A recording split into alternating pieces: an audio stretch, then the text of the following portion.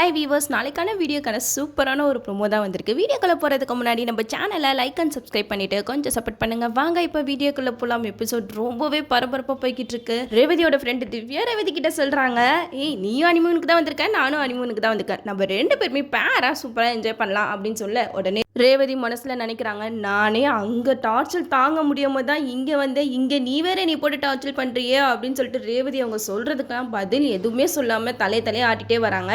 ரேவதியோட friend சொல்கிறாங்க, நான் ஹனிமூனுக்கு தானே வந்திருக்கேன், அதனால என்னோட ஹஸ்பண்ட் கையை பிடிச்சிட்டு வரேன், நீ ஏன் தள்ளி வர, போய் உன்னோட ஹஸ்பண்ட் கையை பிடிச்சிக்கோ அப்படின்னு சொல்ல உடனே ரேவதி மனசில் நினைக்கிறாங்க, இப்போ மட்டும் நம்ம கையை பிடிக்கல, அவளை தான் ரொம்ப ஓவராக பண்ணுவான்னு சொல்லிட்டு கார்த்திக் கையை போய் பிடிக்கிறாங்க. கார்த்திக் வந்து பார்க்குறாங்க, என்னடா இவ திடீர்னு கையை வந்து பிடிக்கிறா அப்படின்னு சொல்லிட்டு பார்க்க உடனே ரேவதி சொல்கிறாங்க, இங்கே பாரு, நான் இன்னும் விருப்பப்பட்டு உன் கையை பிடிக்கல, என் ஃப்ரெண்டு ஏதாவது தப்பாக நினச்சி பார்த்தா நான் உன் கையை பிடிக்கிறேன், உடனே நீ மனசில் ரொம்ப சந்தோஷப்பட்டுக்காது சரியா அப்படின்னு சொல்ல உடனே கார்த்திக் சொல்கிறாங்க, இங்கே பாருமா, நீ தான் என் கையை வந்து பிடிச்ச, நான் வந்து உன் கையை நானாக வந்து பிடிக்கல அப்படின்னு சொல்ல அதுக்கு ரேவதி சொல்கிறாங்க, எல்லாம் என் நேரம் எல்லாமே உனக்கு சாதகமாக அமையுது அப்படின்னு சொல்லிட்டு ரேவதி வந்து கார்த்தியை திட்டிக்கிட்டே வராங்க.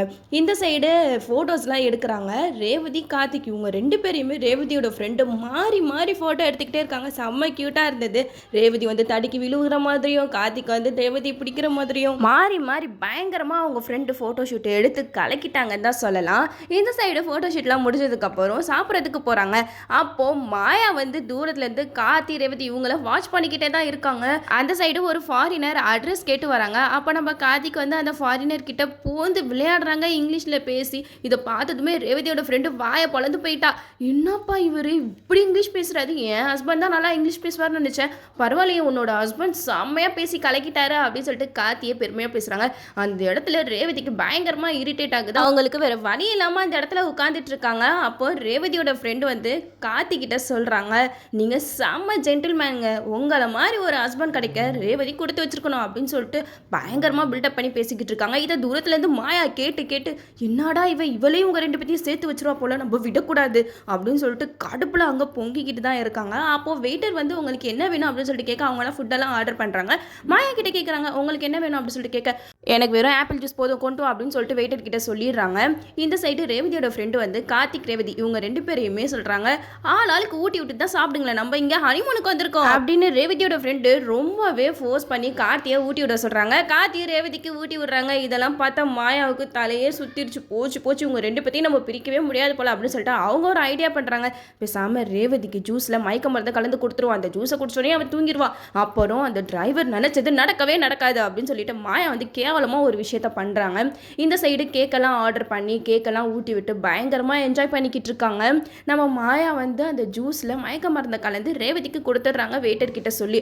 அந்த வெயிட்டரோ ரேவதி கிட்ட ஜூஸை கொடுத்துறாங்க. ரேவதி முடக்குன்னு அந்த ஜூஸை குடிச்சு அந்த இடத்துல பாதி ஜூஸை மேலேயும் கீழேயும் ஊற்றி அப்படியே மயக்கமாயிடுறாங்க. நம்ம கார்த்திக் வந்து ரேவதியை அப்படியே தூக்கி கொண்டு போய் பெட்டில் போடுறாங்க. அப்போ ரேவதியோட புடவை எல்லாமே ஜூஸாக இருக்கிறத பார்த்து, ஐயா இப்படியே தூங்கினா நல்லா இருக்காது அப்படின்னு சொல்லிட்டு ட்ரெஸ் எல்லாம் மாற்றி விட்டு தூங்க வைக்கிறாங்க. மறுநாள் காலையில் ரேவதி எழுந்து பார்க்குறாங்க, என்னடா இது நம்ம சுடிதார் போட்டிருக்கோம், நம்ம புடவை தானே உடுத்திருந்தோம், எப்படி நம்ம சுடிதார் போட்டிருக்கோம் அப்படின்னு சொல்லிட்டு ஒன்றா திங்க் பண்ணும்போது அவங்க ஜூஸ் குடித்தது மயக்கமானது காத்தி தூக்கிட்டு வந்தது எல்லாமே அவங்களுக்கு கொஞ்சமாக ஞாபகத்துக்கு வருது.